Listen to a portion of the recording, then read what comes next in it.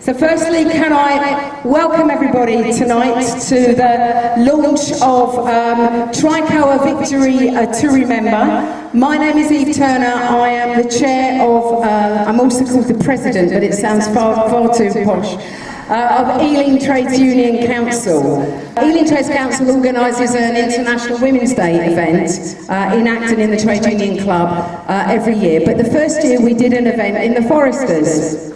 And we were thinking about what should we do, what would be a good effective launch of our International Women's Day. And Oliver New, who's the main organiser of tonight, our secretary, said, why don't we ask Sally Groves to come and talk about the TRICO strike? And Sally said, well, my goodness, I haven't thought about that in a lot of years. And we said, right, that would be great. It would be a fantastic opportunity to introduce to people, and particularly to women and others in the area, what's happened at the TRICO strike. So Sally came along and to the upstairs of the Foresters, and 100 people just turned up and crammed in the door. And there were some young women who came and who said, I had no idea that women had done that kind of thing before. I just assumed equal pay had been given to us by a benevolent government. And I said, no way, you know, people like Sally had to fight to get equal pay. And I'd like to think, I hope Sally would agree, that we helped to launch Sally back into collecting those memories, re-engaging with some of the other strikers, and that helped to lead to this fantastic book that she and Vernon have written, and it's just so important that we hold on to that tradition. So first let's have a big hand then for Sally Groves.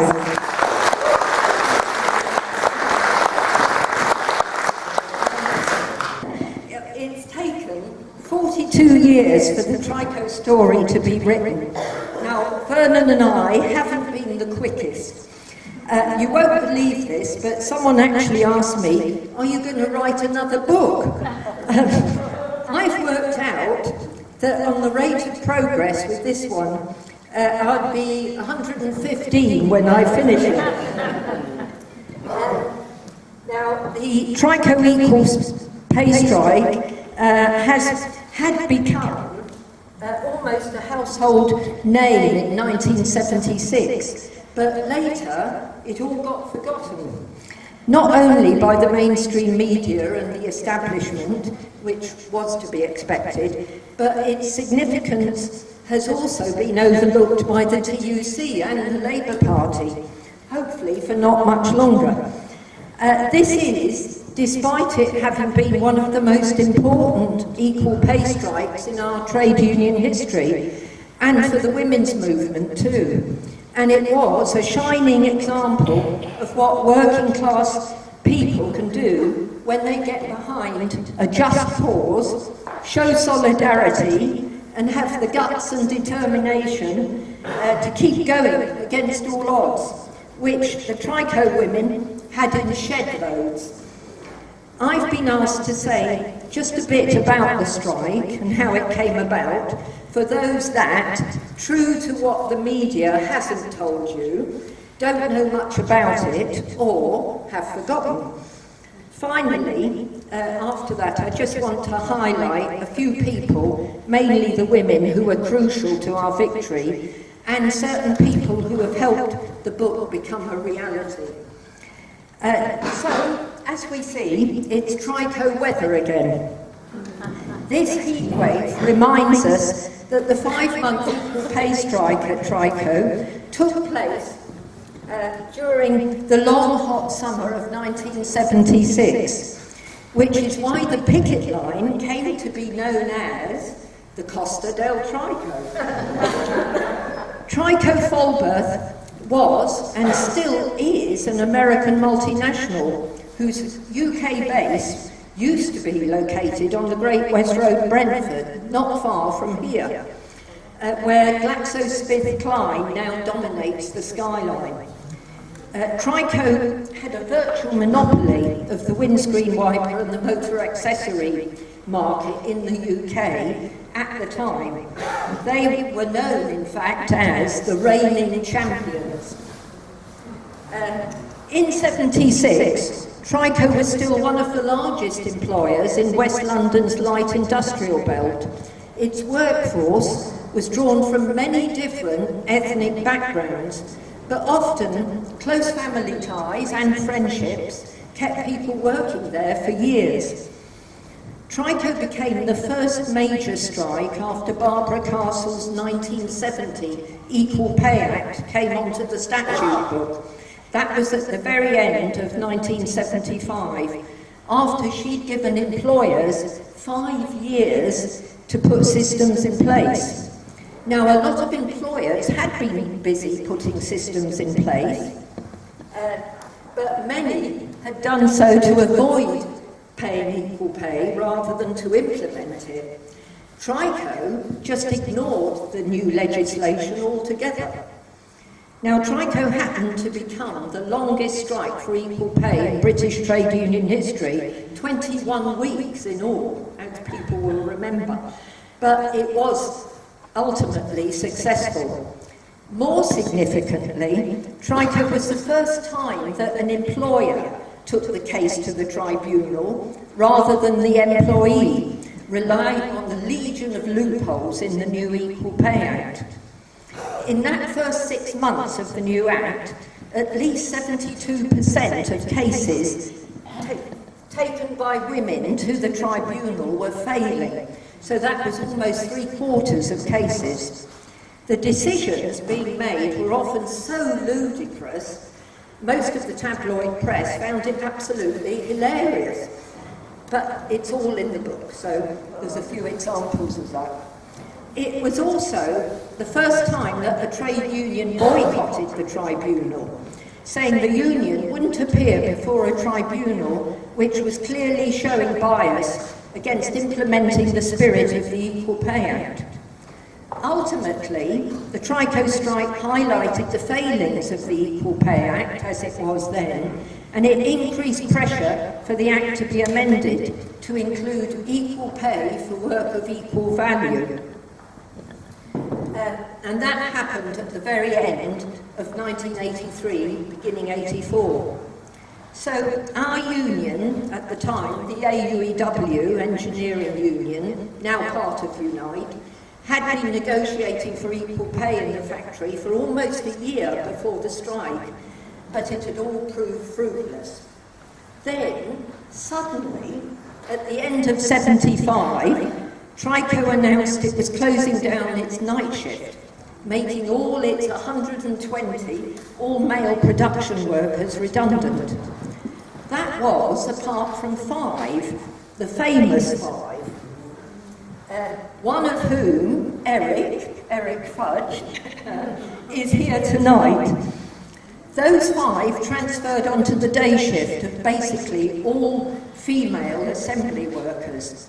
Gender segregation had been alive and well up to then.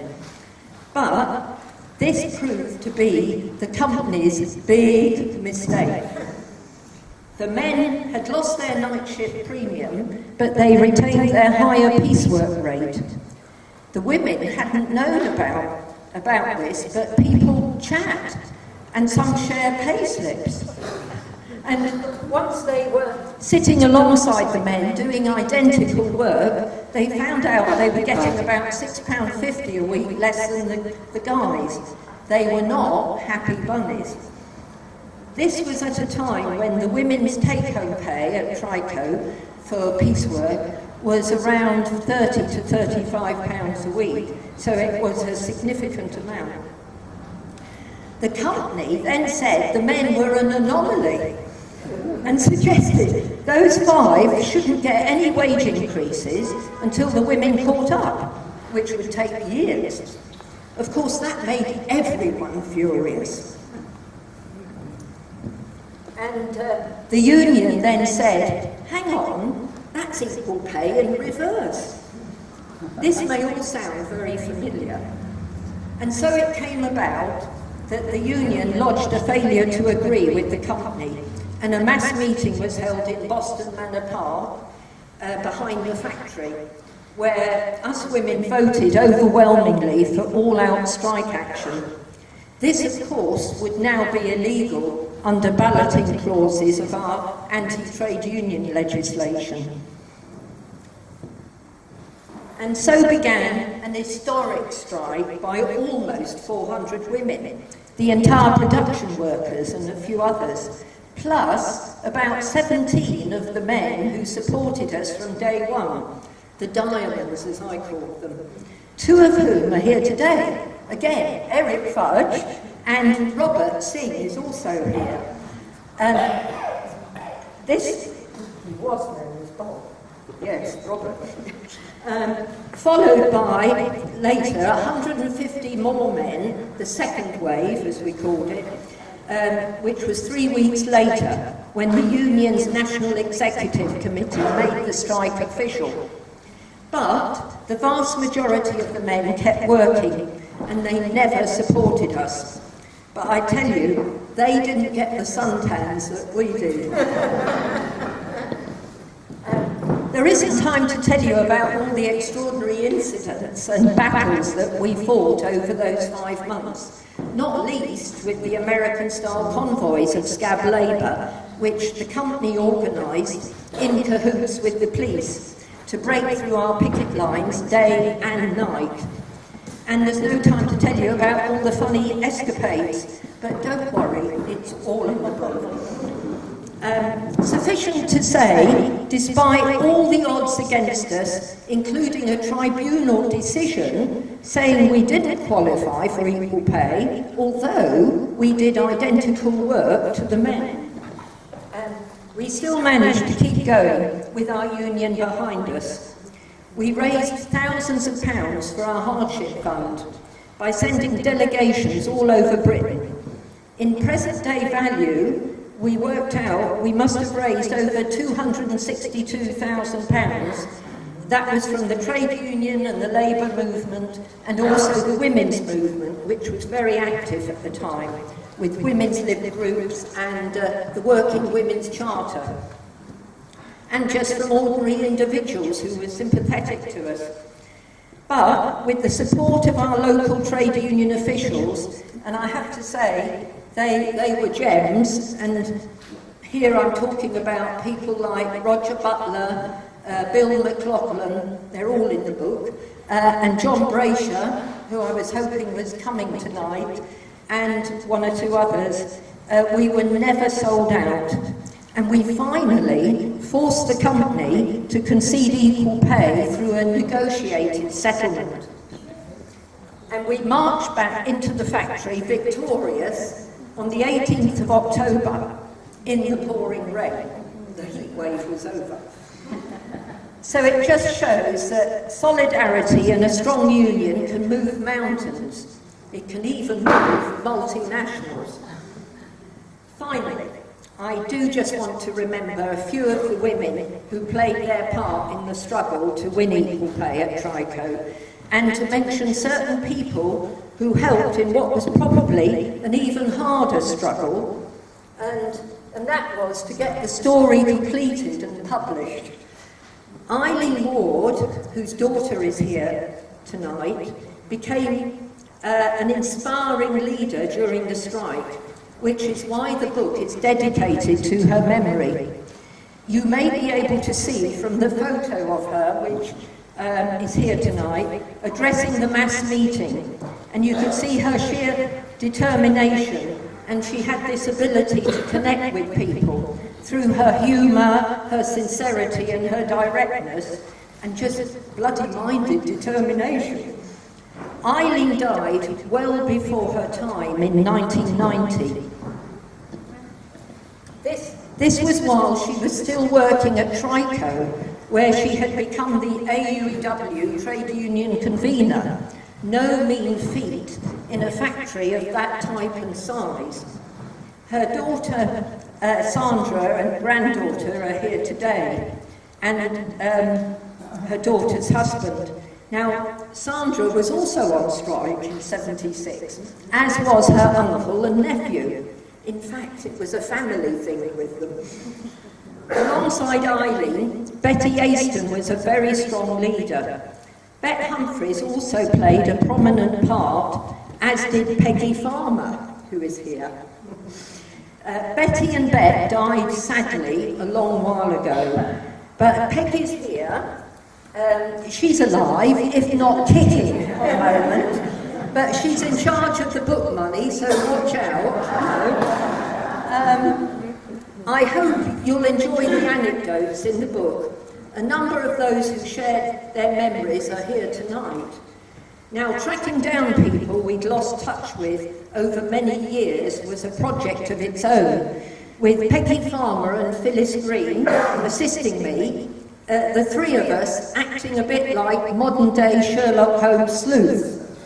But I have to say, we still haven't found quite everyone. Since those interviews for the anecdotes took place, two fantastic stalwarts of the strike have passed on. Loretta Braithwaite, she was a remarkable person and a much-loved soul, but some of her family are here tonight. Bob Mitchell was a great character, funny and very loyal to us during the strike. He died in 2014, but his sister Julie, I believe, is here tonight. But to go back, it was Vernon who kicked it all off when he was asked by the strike committee to write the story at the end of '76. But then he went into hospital, and drat it, he also got a new job, and it was all abandoned. That was until I took it up as my mission in life about 36 years later, after I'd retired. Now, luckily, Roger Butler, our Southall AUEW District Secretary, had kept that first part manuscript, written by Vernon, in his personal possessions when the district office was closed down, or it would have been entirely lost forever. So I also would like to thank Lawrence and Wishart for agreeing to publish the story at a time when I didn't think I'd be able to find any publisher at all. Andrew Corbett was responsible for the design of the book, which I think you'll probably all agree is, well, the only word I can think of is striking. Thank you, Andrew, because he also gave me a lot of support well beyond his brief. Now, it was the Report Photographic Agency and Report Digital and John Harris who made it possible for me to purchase many of their top quality photos, some which already I had in my possession. But these photos were taken during the strike, and particularly some of the iconic photos taken by Chris Davis and Andrew Weird. Chris was hoping to be here tonight with us, but he emailed me this morning as follows. He said, "Hello Sally, I will sadly not be at the launch this evening. The 100-mile round trip is more than I can cope with these days. Unfortunately, my assumption that I would live forever with full youth and vigour turned out to be delusional. Nonetheless, I will be thinking of you all and would like to congratulate you on your achievement. All the very best, Chris." So, you know, I'm very sorry he's not here, but that was lovely. Now, the whole project has cost myself and also Vernon a gigantic amount of money.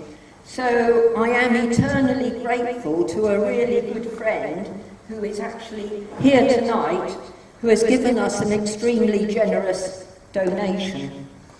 Last but not least, a big thanks to Ealing Trade Union Council, and in particular Oliver New and Eve Turner here, who have sponsored and organised this whole event for us.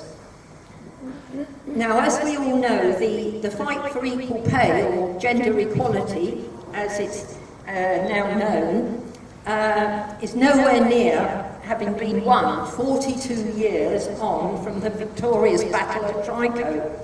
So I hope the TRICO story will inspire people, especially younger people, in ongoing struggles at the present time. There's been precious little to celebrate for ordinary folks and working class people in recent years, so I trust our story will show what can be achieved when you come together and you stand up for your rights, for equality, and against all forms of discrimination. And wherever possible, join a trade union, but ensure it backs you all the way, just as our union and local officials did at TRICO. And I remember what we all used to shout, what do you want? Equal pay! When do you want it? Now! Thank you very much.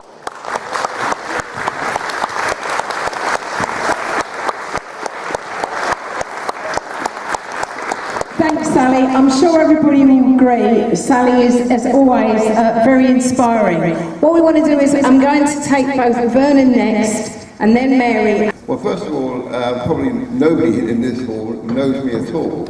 And I have to explain maybe a little bit about the background to how we wrote the book and who I am. And I think everybody knows who Sally is, so that needs no introduction. But first of all, I actually was the Secretary of Hounslow Trades Council up until 1984. And that's the last time I've ever addressed a public meeting. So if I'm a little bit nervous, you can possibly understand. And at the time of the strike, I remember it very well, I wasn't working. I was in one of those phases where I'd been turfed out of a job. It happened a few times in the 70s. I was a member of the white-collar section of AUEW, called TAS, and was a member of the Trades Council, and the TRICO factory actually is in the Hounslow area. A number of people from the Trades Council were supporting. I came along. There were a lot of strikes, I suppose, and other issues going on in 1976. And I didn't really get involved until the end of June. So maybe about 5 or 6 weeks into the strike. First of all, I saw that they were really very green, if you like, in terms of handling the strike. So I thought I might be able to give some of my expertise in organising the publicity materials that were needed. Sally did all the work in putting it together, but we had to produce a weekly strike bulletin. We had to coordinate some people to put some issues together that we could promote. And also there was such a tremendous number of people in the media that wanted to speak to the strikers or to Sally, and it was a matter of trying to coordinate those in some way as well. So there was a lot of that going on. So when it came to writing the materials, we've been collecting all sorts of newspaper articles, both national and local, over the course of the strike. And when all the workers went back, of course they were concentrating on what was going on inside the factory. I was left outside, and I thought I'd try and put together as much as I could of the actual story that I recall. So the early days I had to go to other people to get that story, but much of what is in the book is things that I recall at the time and wrote down. Then when I did get to go into hospital, I passed it all over to Roger Butler and the AUEW Southall office, and I didn't pick it up again, unfortunately, because I can't really find a proper excuse. I should have done. But there was a lot of interviewing of, to have done it properly, a lot of interviewing of national figures would have been necessary. And I probably had not the experience to do that. But I'm very fortunate that my work did gather dust somewhere and was eventually revived. I think I'm very lucky that Sally's put me as a co-author on this, because it's actually Sally's work 90% of the way. And she has really pushed this book. It wouldn't have happened without her, and it's to show dedication. You couldn't get anything better than what Sally has done.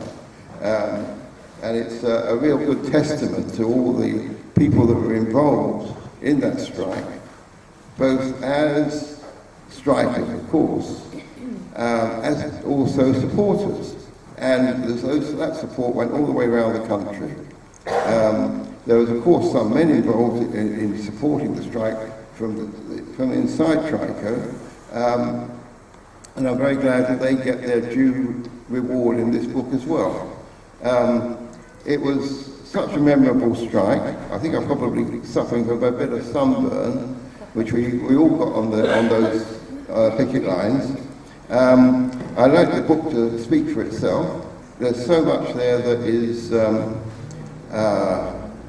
exciting, I think. It's a thrilling story of how eventually 100% victory was won when it was against all the odds. Amongst the strikers, there was 400 women, but only 3 of them had cars, for example. You know, they couldn't get to the picket lines after a while when the funds dried up. So they were reliant on other supporters coming along.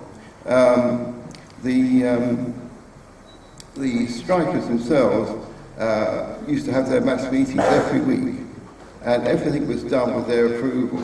And it was amazing how their solidarity retained right the way through to the bitter end, and to the victory, of course. But they always, every week, they were completely unanimous, with very few exceptions, in continuing the strike. And they pushed everybody forward. So all I would like to say is, to finish my little bit here, is to thank both Ealing Trades Council and Sally and Lawrence and Bushart for bringing this all together, and we'll keep this book as a very treasured memento.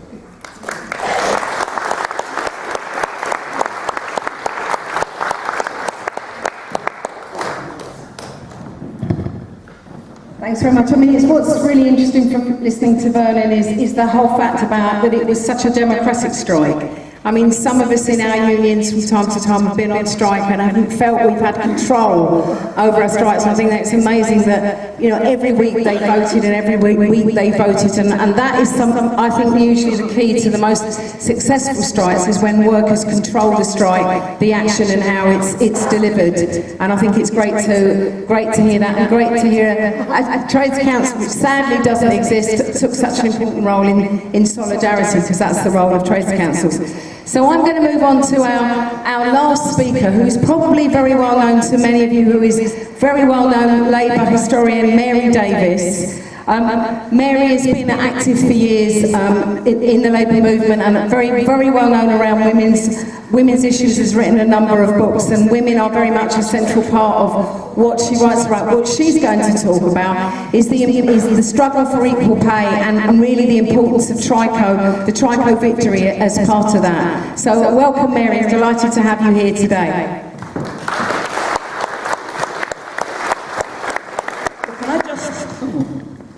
Well, yes. Yeah. Can I say, first of all, that this is a fantastic book.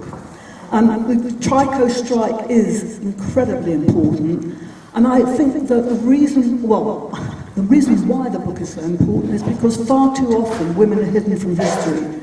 And this brings out a really vital struggle, and actually we don't win many victories, and we ought to celebrate the victory when we get one.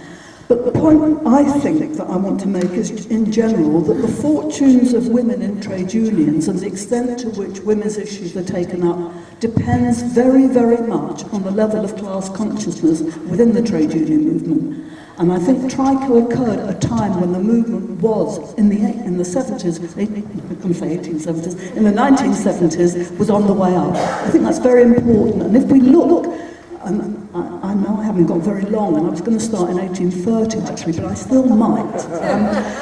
if we look at the way in which the campaign for equal pay has developed, it has got a very long history, but not a successful history, because we still haven't got equal pay. But the movement, the fact of the matter is that women were very often marginalised, completely marginalised. In fact, it wasn't until the 1880s that women, the 1880s, that women were allowed to be part of the trade union movement. And I worry sometimes that our issues still aren't taken as seriously as they should be. Sarah, of course, has written a very good history of women in trade unions, and it's a very, very important thing. But it's important also, I think, to know what went wrong as well as what went right.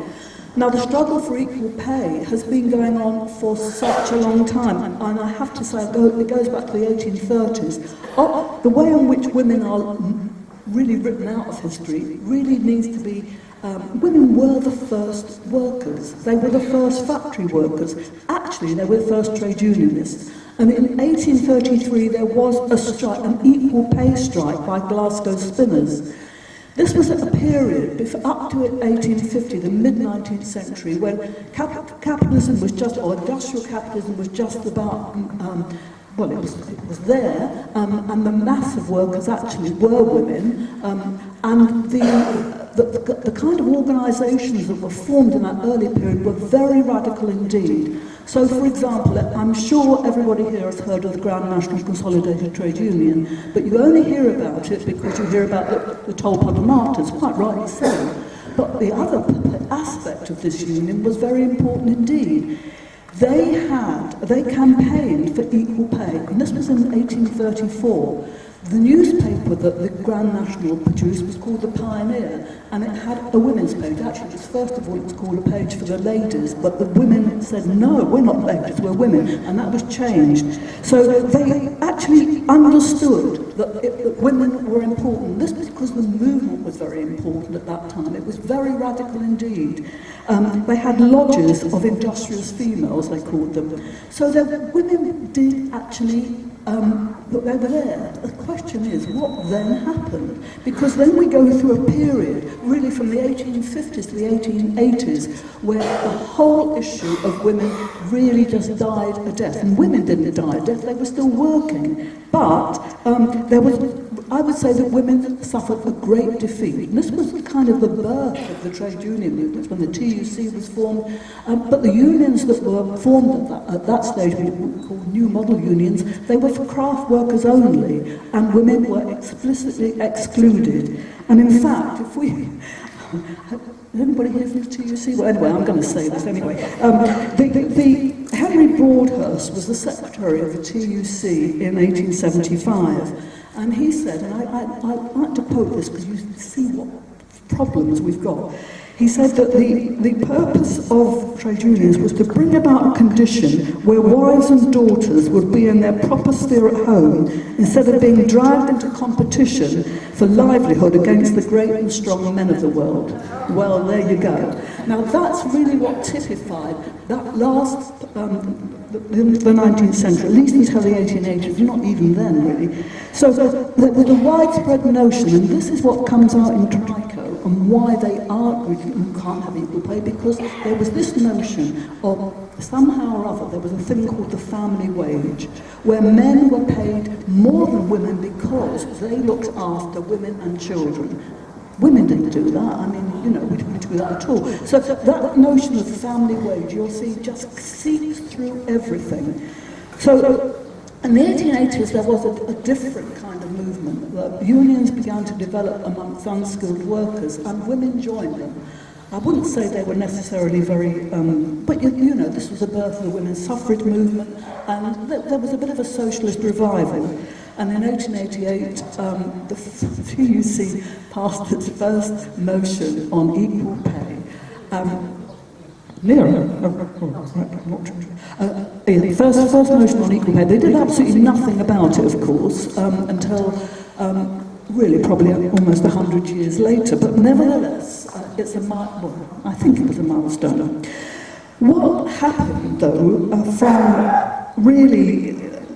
let's say the turn of the century onwards, certainly up until the end of the First World War, was that it was women themselves who argued and fought for their rights. So, for example, the National Federation of Women Workers was formed under the leadership of Mary MacArthur, and there was a mass strike wave from the 1910 to 1914, which the women workers were very much part of. I'm going to have to skip loads of stuff here, but there was a big fight for women in the sweater trades. There was a big fight around the whole issue of actually, it was all to do with unequal pay, like the chainmaker struggle of Cradley Heath, which obviously I can't go into, and I won't. Then during the war, First World War, and this applies also to the Second World War, guess what happened? Men were at the front, conscription was introduced in 1916. How did everything get made?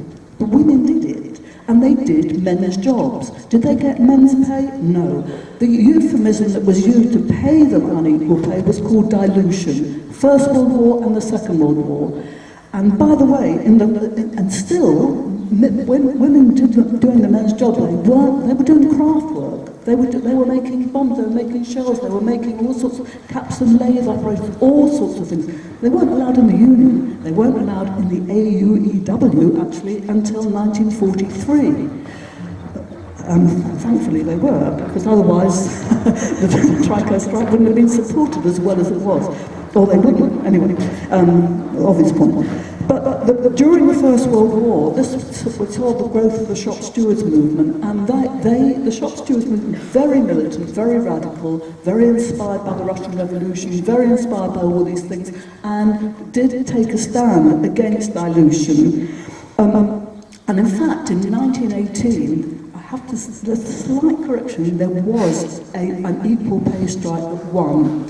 In 1918 it actually did win. This was the tram and tube strike of 1918. And Mary MacArthur, who was Secretary of the National Federation of Women Workers, described the strike as a landmark for the women's movement and for trade unionism.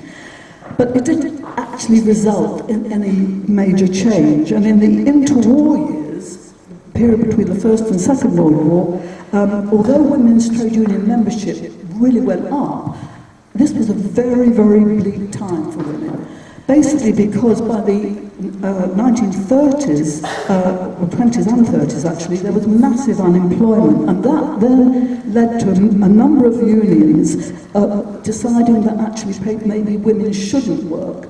And they wanted to put the marriage bar up, and so that married women shouldn't be allowed to work because the family wage, of course, was going to keep them all very nice. And so there was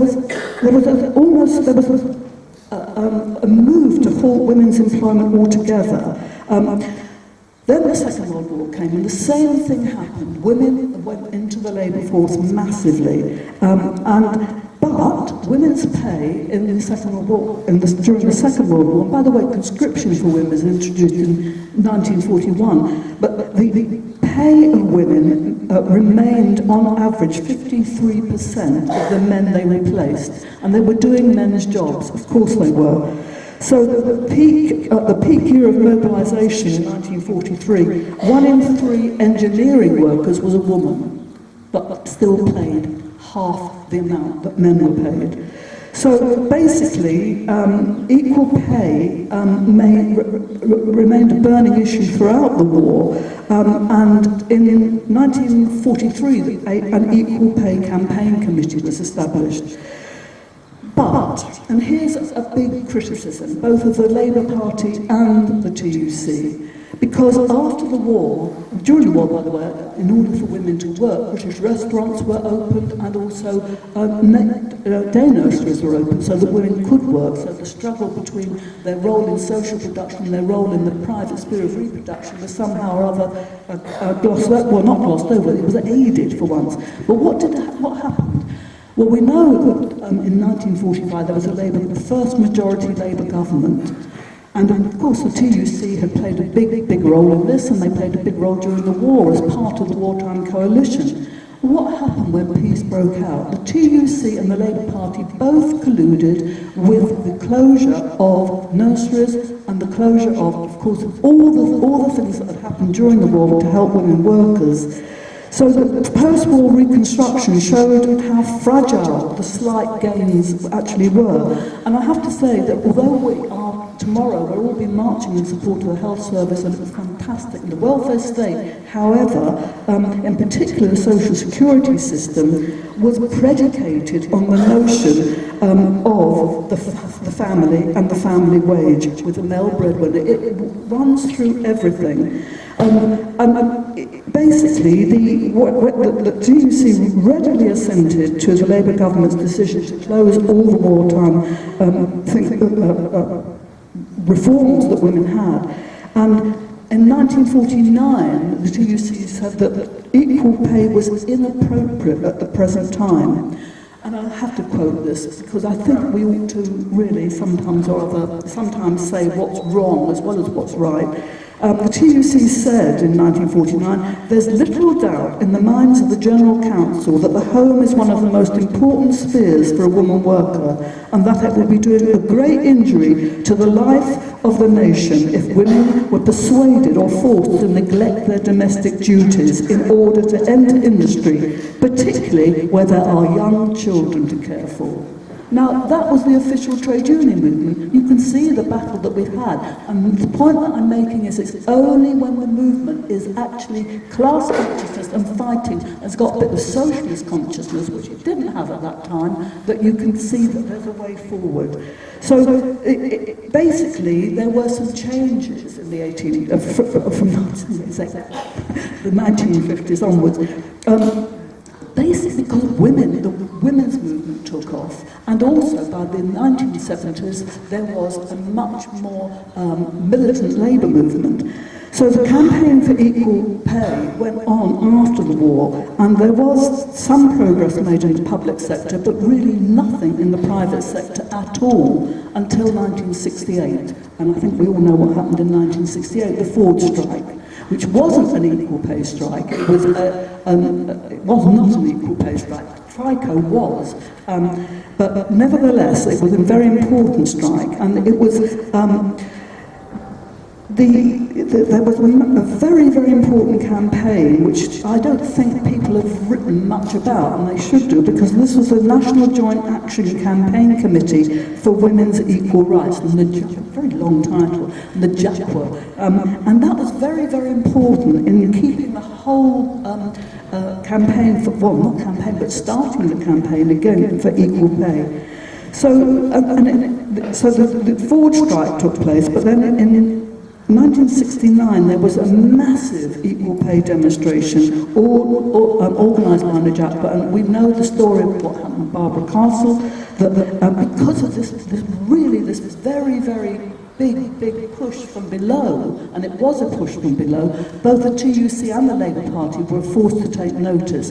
And that is the background, the Ford strike, plus the agitation by women, and plus the fact that there was more militancy within the movement, forced the government in 1970 to pass the Equal Pay Act, which, as we know, only gave equal pay to women doing the same or broadly similar work, which basically meant that there was no equal pay. Because the fact is that women, it's not the case of TRICO actually, but women were in segregated jobs, so you couldn't be the same or broadly similar work. You know, women were doing the 4 C's, the caring, cooking, cleaning and catering, or I think they were the 4 C's anyway. I can't remember them all. But so basically, the 1970 Act then, as we know, also it didn't really come into force until 1975, which gave employers all the leeway they wanted to, they needed to change titles. So a woman became a cook and a man became a chef, and therefore they were unequal. And then there was all the job evaluation stuff. And it's interesting, I think, the TRICO strike, that it was the employers who went to an industrial tribunal, because they knew that industrial tribunals hardly ever found in favour of workers. And that was the big problem. So although that act was passed in 75, it actually wasn't implemented really until 76. So we've got these adjustments. So the TRICO strike really was incredibly important, because it actually blew a hole through this nonsense. And the fact that the AUEW was so much on the side of the workers is no accident, because basically the AUEW by this time had become, if I can say left-wing, I mean it was. And that's what was needed. It needed a class-conscious union to see that there was no sense whatsoever in keeping women's wages down, because that actually lowered everything for the entire working class. And actually the 5 people on the night shift that Sally mentions in the book saw that straight away, because they were going to be paid more than the women who were doing exactly the same jobs. So, in other words, if you have a situation where half of the work, and by the way, women nowadays are half the workforce, where if you have half the workforce getting less pay than the other half, it actually doesn't do anybody any good. And men have to realise that, and thankfully, in 1976, the union did recognise that.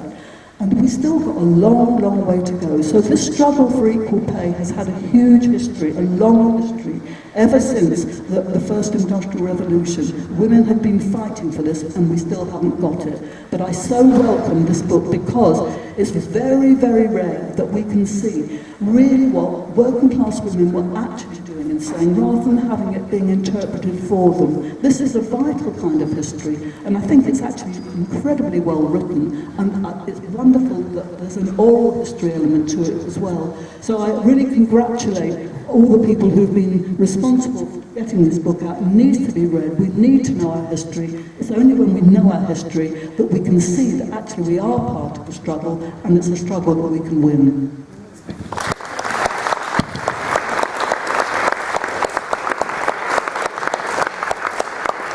Okay, thank you very much, Mary. Thank you very much, Vernon.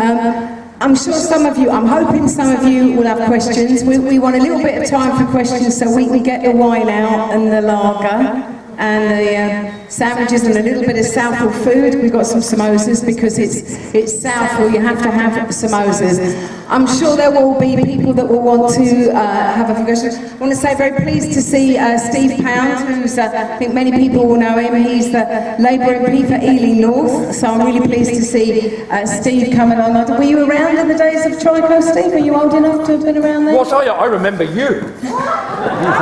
1976, I was branch secretary of 640 Middlesex Branch Coast, Confederation of Health Service Employees, and Bill Dunn, God rest his soul, was the ambulance convener at Hamilton Ambulance Station.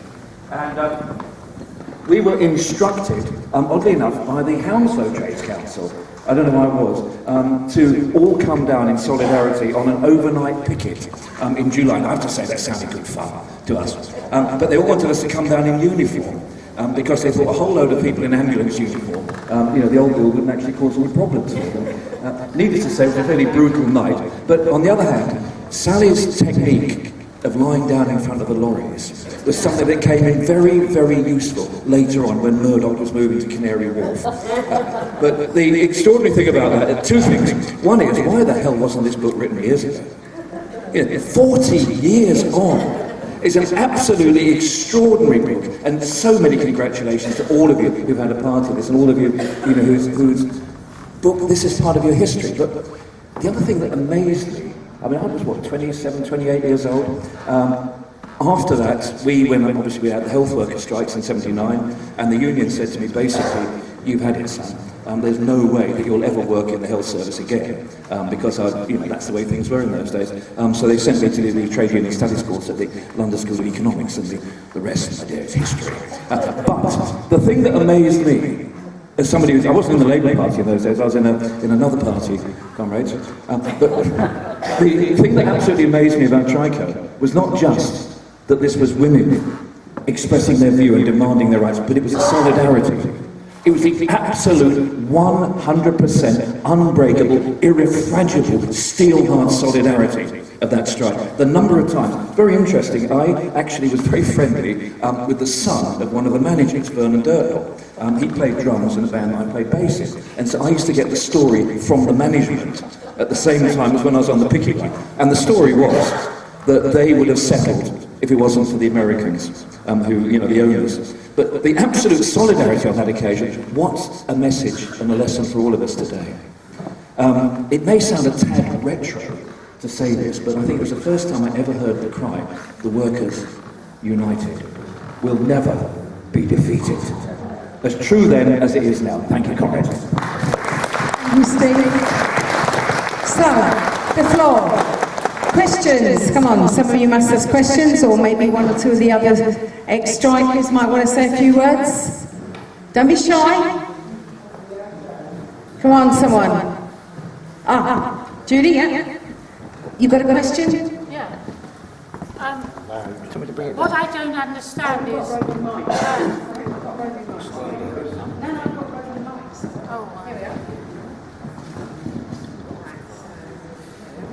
All right. Thank you very much.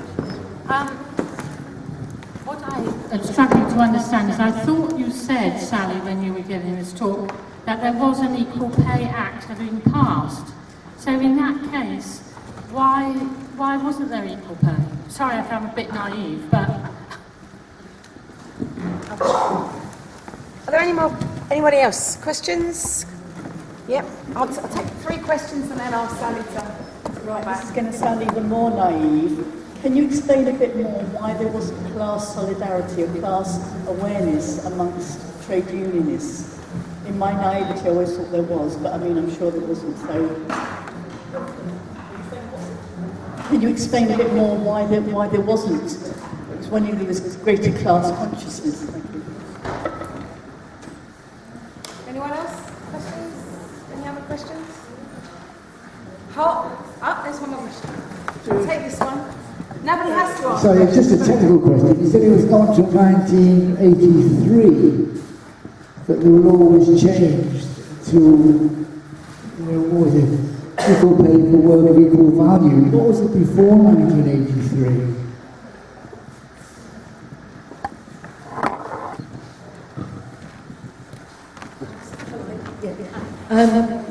Well, when to answer the first question,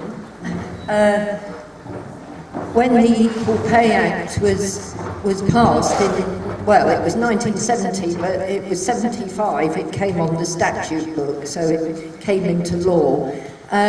It was very weak because there were so many loopholes in the law. It was really a lawyer's paradise, and the interpretation on the industrial tribunals, as Mary said, it was the industrial tribunal then, was generally came down in favour of the employers. And there are many extraordinary examples. I mean, even, for example, there was the, was it Kit Kat? Maybe it was at Kit Kat where they said that the women were doing the outer wrappers of the Kit Kat, and the men were doing the inner wrappers, and the men had a more intimate relationship with the product than the women, and therefore it wasn't an equal pay issue. Now, this links with the other question, because at the time it had to be basically identical work. It wasn't work of equal value, which it is now. And obviously, with job evaluation schemes and that, there's a whole range of skills now where you can show that you may, for example, be a carer and have all sorts of skills, and you could compare yourself with someone who's working on the refuse or something. Now, before, they would be said to be doing more because they could pick up heavy weights, but now you can equate things on a whole scale of skills, So people used to come up to the picket line and say to us, why are you out here? Because there's a law now, so you shouldn't have to be. And that was quite true. But there are many examples of how the tribunals were going against the spirit of the Act. And that's why we refuse to take part in the tribunal, which you don't have to do, of course, although you wouldn't know that from the way the media treated us, saying, you know, we should have gone to the tribunal. But if we'd gone to the tribunal, we could never have continued the strike because it would have stuck to us, you know, the decision going against us. So it was absolutely right that the union and the strike committee agreed not to boycott the tribunal at that time. But then the Act was amended at the end of '83, beginning of '84, and there was some improvement. But 42 years later, we still don't have equal pay. So, you know, you only get what you fight for, basically. I mean, it's like the NHS. We may not have an NHS unless enough people fight for it now. Jean's question. You have asked the deepest and most difficult question, and can you all stay overnight and we can discuss it?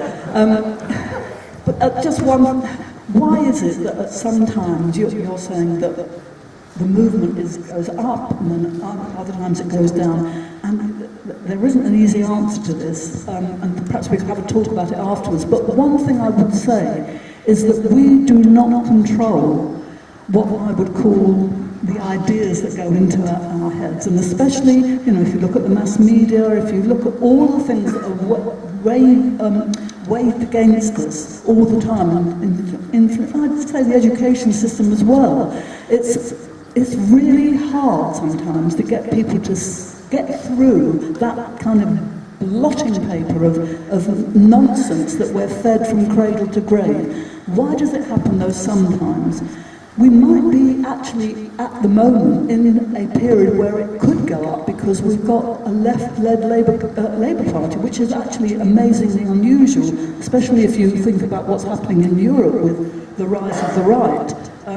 So I can't give just an answer just like that. I could in certain periods of history, but I think it would take far too long and you'd get bored if you listen to me for too much longer. But I think it's a question that we all ought to ask ourselves. What does it do to make sure, to ensure that people actually do see through all the nonsense and realise that actually there is a struggle that they can win, and that it's for the many, not the few, to quote the manifesto.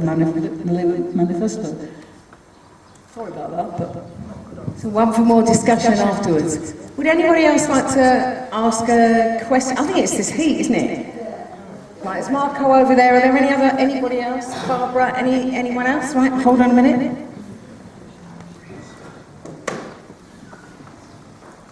Just to give Oliver a chance to get all the drinks and food out, and then we will...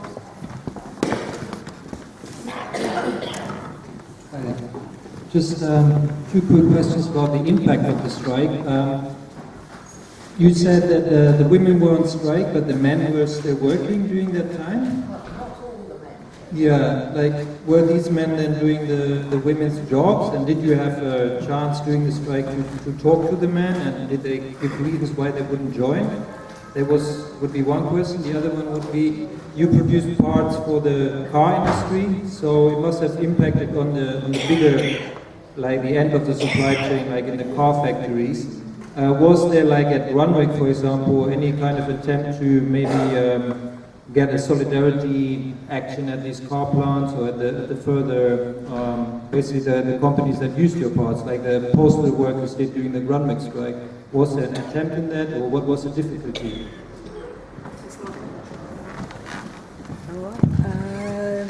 Yeah, Barbara, and then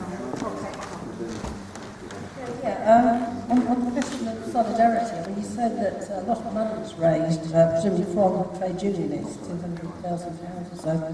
Could you say something also about, was TRICO made windscreen wipers for the motor industry? The reigning champion. And I believe you said that once that actually some of the car workers in factories throughout the UK refused to handle TRICO's windscreen wipers, and that was quite critical for this portal strike. I'm getting a lot of exercise here.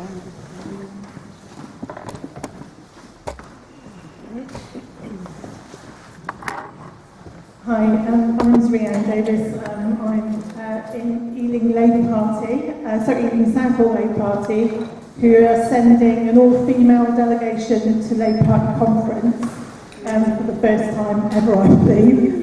I wanted to ask you what you thought is the most important thing that Labour can do in their programme to level the playing field for women.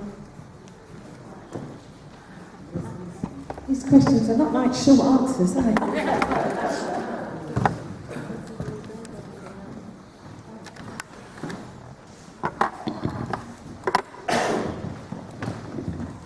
Maybe that last question you could, Mary. Yes, I think so.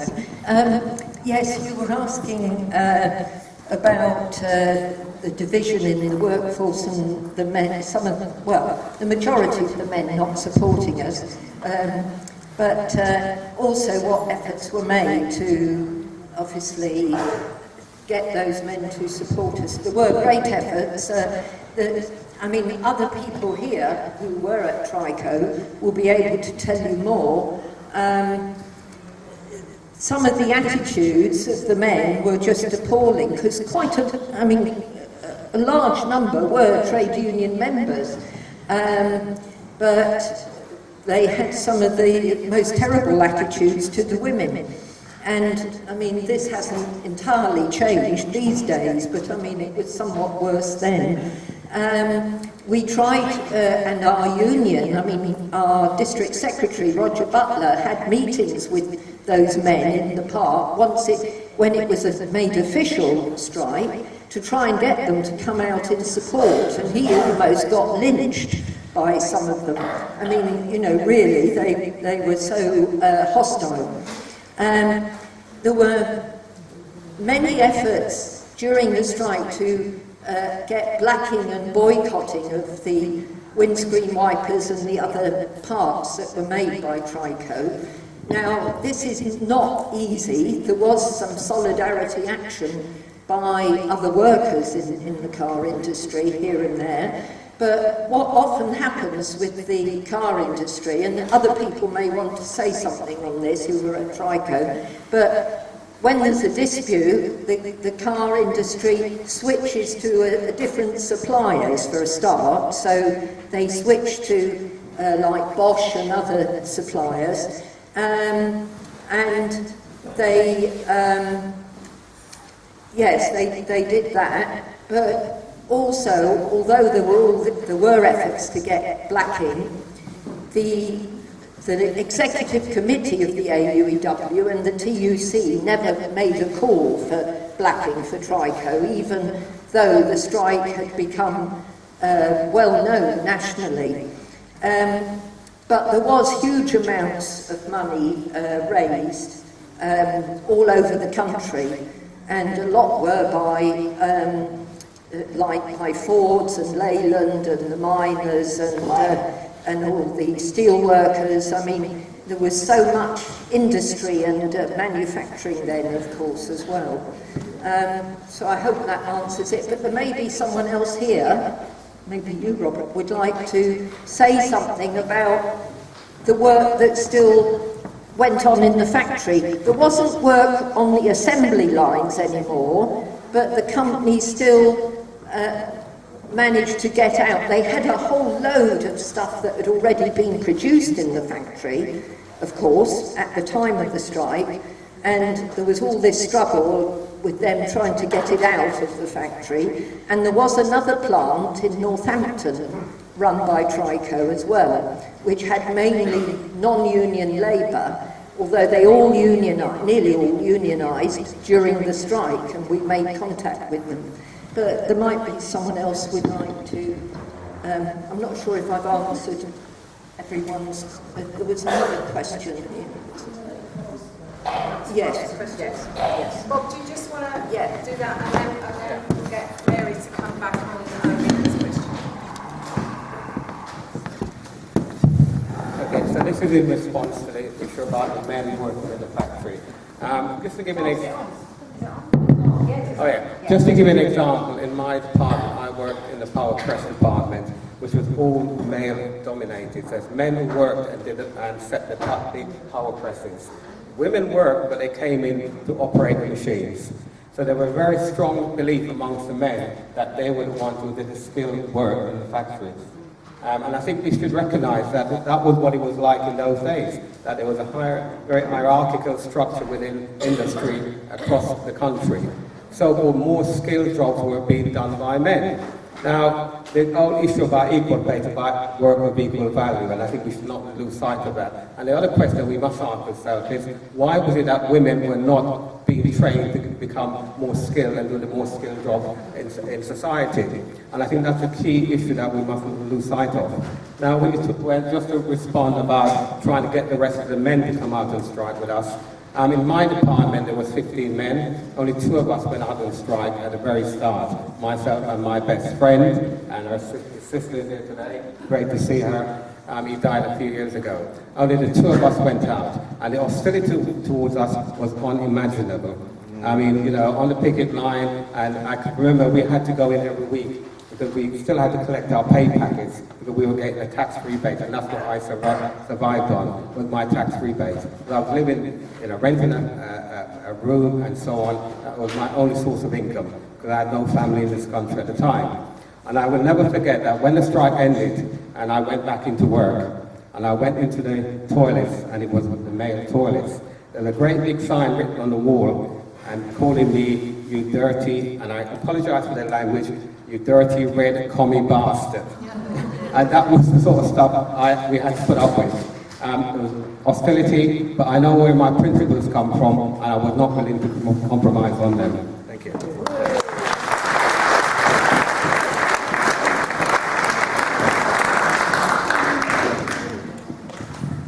I think the best thing that the Labour Party could do is to repeal all the anti-union laws. And the reason I say that is because I don't think governments can do what we should be doing, and that is fighting for our rights. You see, when we had the amendment to the Equal Pay Act in 1983-4, the Equal Value Act, nothing's happened. And it was a correct piece of legislation, it was fine. But I think that can only come about through collective bargaining, and that's why we need strong trade unions. And if the collective bargaining doesn't work, then we do exactly what happened in TRICO. Workers have to take the struggle up in their own hands. The law won't give us what we want, but if we had trade unions that could operate properly, we can fight for what we want, and we'll get it, as TRICO shows. So I think that is the most important thing. I could say, oh, they must legislate for equal pay, genuinely we must legislate for this, that. But actually, that's not it. What it is we need to have the strength and removing all the legal impediments there are for us to organise. Agitate, educate, organise. Let's be free to organise. I think probably everybody would quite like something to drink, so I'm going to bring this part of the meeting to an end. I would just like to plug a couple of meetings, if I could.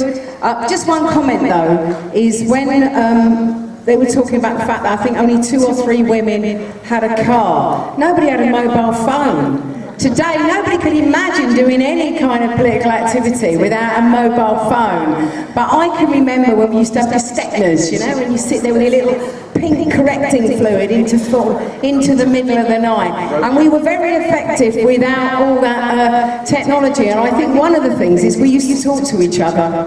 We used to talk to each other in a way we don't, and I think events like this are great because it's about what we want people to do tonight, is to talk to each other afterwards, to ask questions, to chat, to share your memories, to exchange experiences. I think that's very much part of what we were trying to do tonight, was to bring that experience, to get some discussion going, and obviously to take that forward. So tomorrow is the NHS demonstration. Our Trades Council is very proud that we basically set up a fighting campaign in this area, which has now moved on and has become Ealing Save Our NHS. And I hope that many of you, even if you're not from Ealing, will be there tomorrow, assuming you can do the walk, which is going to be, we're meeting at 11:30 at Ealing Broadway, but it's 12 o'clock at Portland Place. And, you know, it's our jewel, isn't it? It's our treasure, the NHS, and we all need it, some more than others at the moment, and we all need it, and we need to fight for it. And as part of the 70th anniversary, we will be outside Ealing Hospital from 12 o'clock to 2 this Thursday. We hope to have some politicians. We're going to have plenty of health workers coming out to enjoy some cake and some singing and to celebrate that wonderful achievement that was fought for by workers. Let's not forget that. It was initiated by a Labour government, but it was fought for by workers to have a free NHS. And we are the best country in terms of a health service that is there for everybody, no matter what their income. I know it's getting a lot of negative publicity, there's been a lot of cuts, but the most important thing about our NHS is it's free for everybody at the point of use, whether you've paid in or whether you haven't, and it's a treasure that we need to defend. On Monday night, if you are fairly local to this area, some people have been involved, some of us have been involved in a battle to save a bit of our heritage in Southall, which is Southall Town Hall. There's going to be a public meeting in Southall Town Hall at 6 o'clock to hear some speakers about why it's so important to keep Southall Town Hall for this community. So if you can get along at 6 o'clock on Monday, and I think that's the last of my amendments. If you like hearing about events like this that are going on and you're not on our Trades Council mailing list, please see Oliver and others. We've got some green sheets. You don't get many emails from us. It's only when we organise events like this. Can I thank everybody, thank you all for coming tonight. Obviously thank Sally and Vernon for producing this fantastic history of a struggle that was victorious, and we should cherish the memories and learn from our victories. So I want to thank everybody for coming. I want to thank Mary for explaining to us how that fits and why we've still got to keep on struggle. And I'm sorry I constrained you so you couldn't do too much of the 19th century, but people can certainly catch up on Mary's books and talk to her afterwards. Are we all ready with the drinks and the food? If so, please share with us a little bit of food and a drink, and thank you all very, very much on behalf of Ealing Trades Council. Can I just say, please help yourself to water and tea and coffee.